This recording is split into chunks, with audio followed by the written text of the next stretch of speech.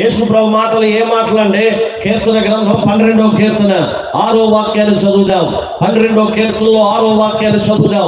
ఏమో రాశాడు బైబిల్లో? యెహోవా మాటలు పవిత్రమైనవి. చాలండి. ఏమండి? యెహోవా మాటలు ఎలాంటివట?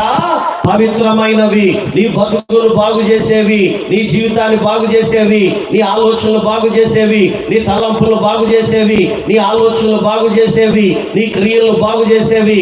అందుకని బైబిల్లో రాశాడు యెహోవా మాటలు. చెప్పడమా ఏ మాటలు? ఇవి పవిత్రమైన మాటలు, అపవిత్రమైన మాటలు కాదు. బాగు చేసే మాటలు, సరి చేసే మాటలు, కుదిర్చే మాటలు, ఆశీర్వాదం ఇచ్చే మాటలు. మాట విన్నావా? ఈ రోజుల్లో మనుషుల మాటలు ఎలాంటి? అపవిత్రమైన మాటలు, బతుకులు పాడు చేసే మాటలు, జీవితాన్ని నాశనం చేసే మాటలు, కుటుంబాలని చెప్పడమా విచ్ఛిన్నం చేసే మాటలు.